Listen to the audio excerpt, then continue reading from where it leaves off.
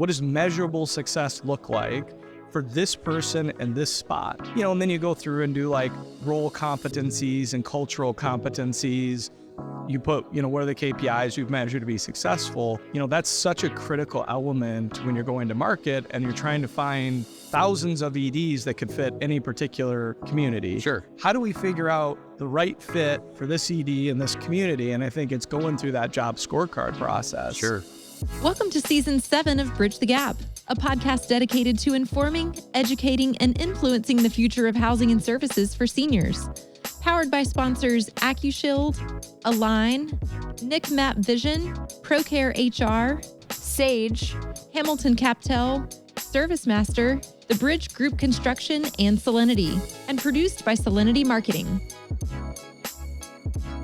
Welcome to Bridge the Gap, the senior living podcast. I'm your host, Josh, and today, sad news, we don't have Lucas with us, but I have two incredible guests.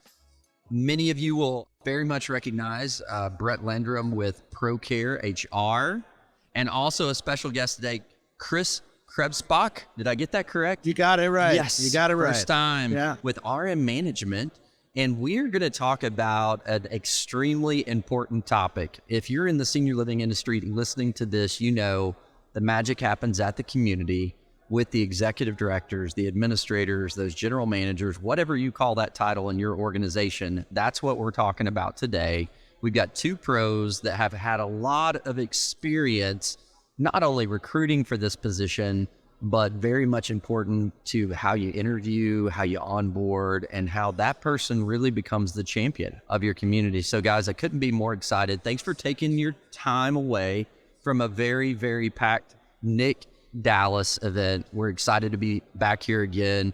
Bridge the Gap. For all of our listeners, you've heard our content for years as a NIC partner, and they have us set up right here. If you hear all the background noise, we are like almost in the middle of the NIC Cafe, right outside of Networking Lounge and beside the coffee bar late in the afternoon.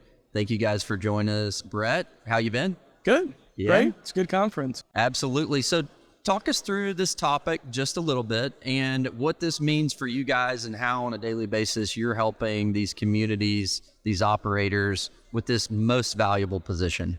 When we look at senior living organizations and operators, what we've traditionally seen is, not surprisingly, the health of the business is really predicated on the strength of the folks that are sitting in that ED or administrator chair. And usually that follows performance, it follows employee engagement, et cetera.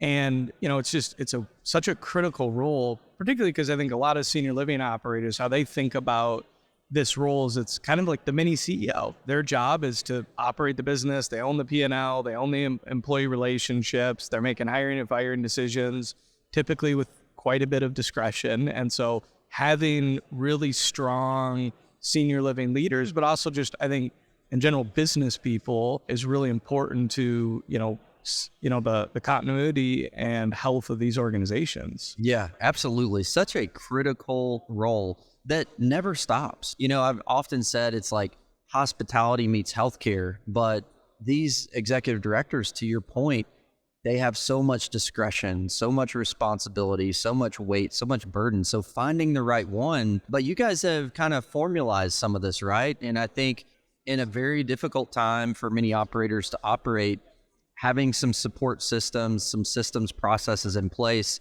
that's where you guys come in. So tell us some of the key things that you all focus on kind of together and your unique perspective as an operator, as a management company. I'd love to hear your perspective on this as well as how you're putting some systems in place to help with the challenges. Chris, I'll let him talk about this, but I think he's done a fantastic job of building a followership. And when I talk to him about his regionals, we talk with them about how do we interview, how do we get the right profile person and some of those things. But, he does a really great job, both himself and with his team and his key leaders, of really encouraging them. Like, look, recruiting for these key positions is not just posting a job on Indeed and hiring. You should have a Rolodex of people that you can call. You're always recruiting, and you always have to be recruiting. For me, first and foremost, one of the loves of my life is being an administrator. I love that job. I loved doing that job. And one of the hardest parts about this last few years is that it's really taken the love and the joy out of it for a lot of people. So a lot of people have left the business, the profession, and we got to find those people that really want to still do that work and do that job. So first and foremost, find them, and then recruit like heck, and then find the fit, because not every building fits every person. And then from there, that's where the real work starts. Now you got to support them. It's a lonely job, so you got to create this team of people that is there for one another, the team that they work with and for. And so there's so many different facets to it, but it really starts with the energy and the passion for doing the work. Absolutely. So you mentioned, Brett, Chris, you've done a great job at, I think you said, building a following, and you also mentioned always be recruiting. So that sounds easy, but probably not as easy. So what are some of the things that you're doing, and you could tell our listeners some tips that have worked for you to build that following and to kind of always be in the game of recruiting? What are the things that you're doing practically? Well, I mean, again, recruiting is a passion. You have to be looking for the people, and they can be in the weirdest spots. They can be in your church, they can be at your school, they can be on your bus, they can be at your gas station. You find the person, you find the energy, and then you get them into that position. I recently hired a marketing person who was a choir director, but he's phenomenal. He loves the work, and he's growing into the role. That is where it starts for me. And I almost try to schedule the time on a weekly basis. Like, who am I reaching out to every other day? And that association work, I'm involved in Care Providers of Minnesota, American Healthcare Association. So being on those committees, being a part of those events and seeing those people and going to the Leading for Life programs and seeing those people that are coming up and through, you start those relationships. And then when there's time for a position, then you make the call. But Sure. you kind of got them in your pocket, so to speak. Sure. So transitioning from the time that hopefully you've got a following, you're out recruiting, and you get someone in the door, you have that first virtual. What are some systems and tools you've put in place to ensure, I would call it almost like uniformity, into ensuring that you're giving your teams the best opportunity to succeed? Well, first you got to know where their strengths are. What are they good at? What do they gravitate towards? And what are the things that they're not comfortable with? Putting those things in front of them as well. So, sometimes someone will be afraid of confrontation. You got to know that. And you have to mentor and grow and develop them through that. Sometimes someone might not be that strong financially. So then it's sitting down and really spending the time to go through financials and doing repetitive work of drilling and exercising that brain so that they understand.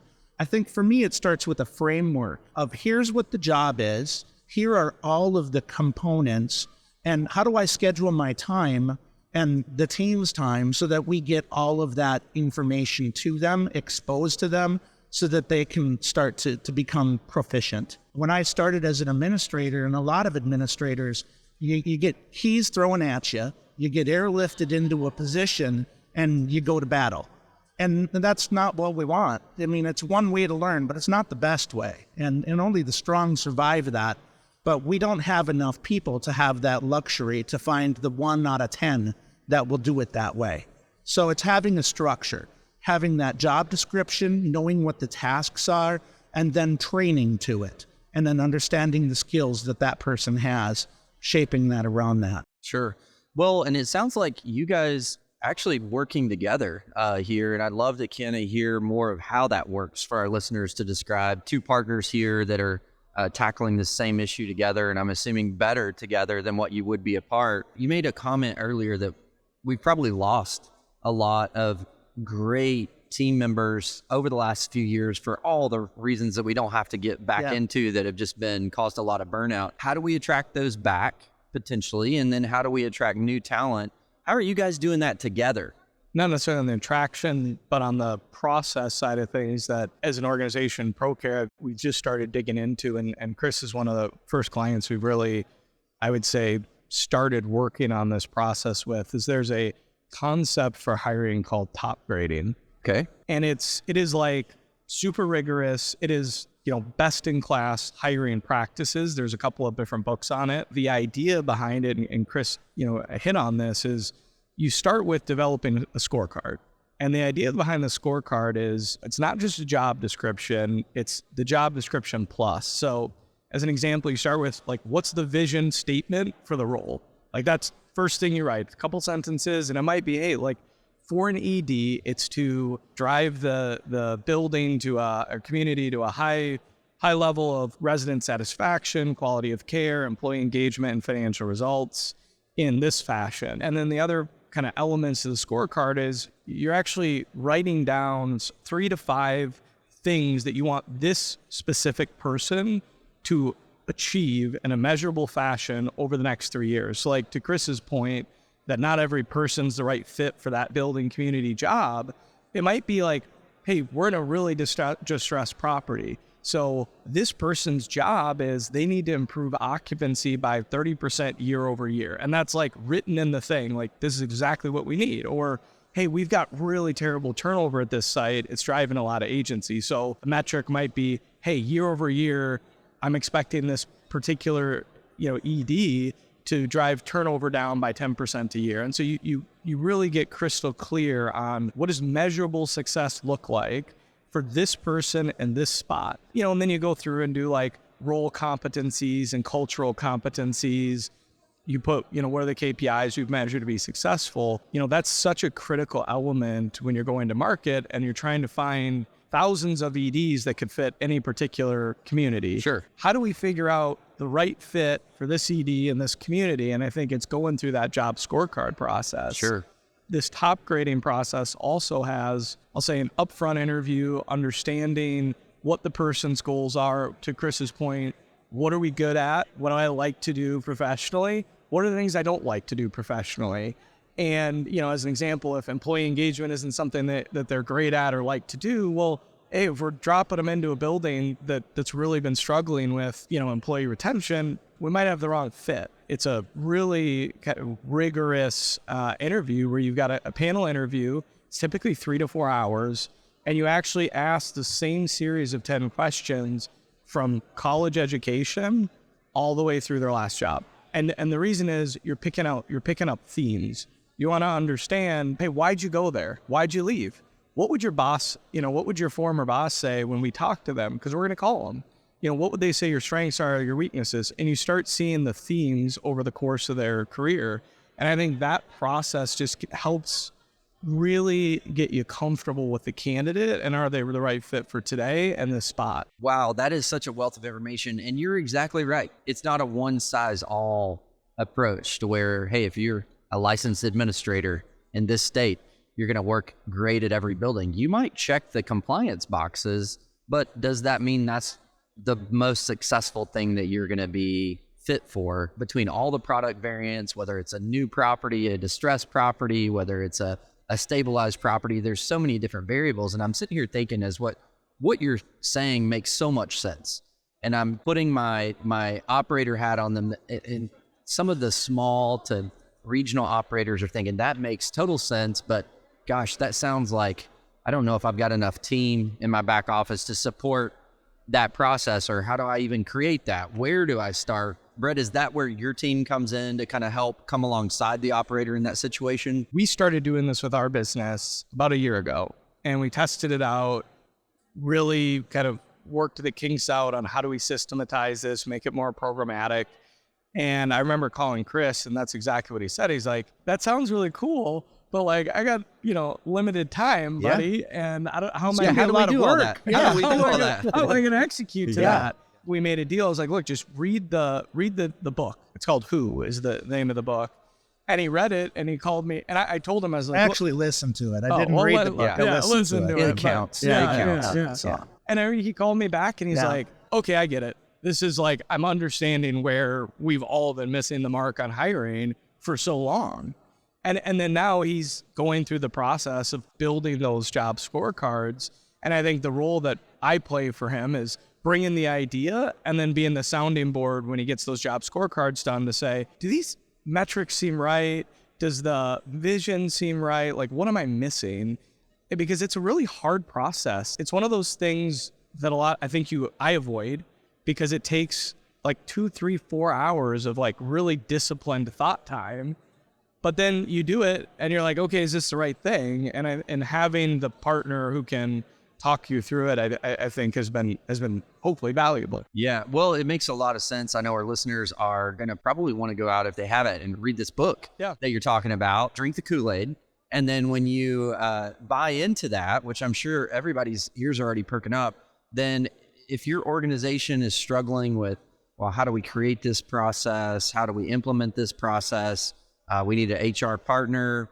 Then that's where Brett, your team at Procare comes in and can make this a lot easier. And so it's great to have you as an industry partner, obviously living proof, talking to a management partner right here, making this happen. And we've got to do it because our industry is doing nothing but growing.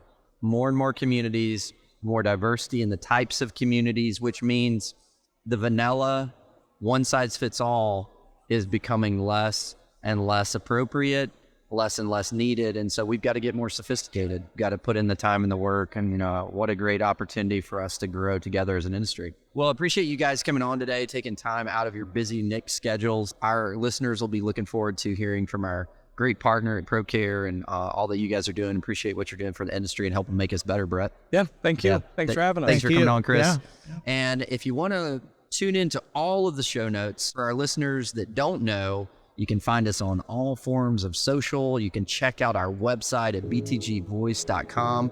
And actually, all the show notes are transcribed for you if you want to take those and share with your team. Reach out to Brett and his team. Hope that you all have a wonderful day listening to Bridge the Gap. Thanks for listening to Bridge the Gap podcast with Josh and Lucas. Connect with the BTG Network team and use your voice to influence the industry by connecting with us at btgvoice.com.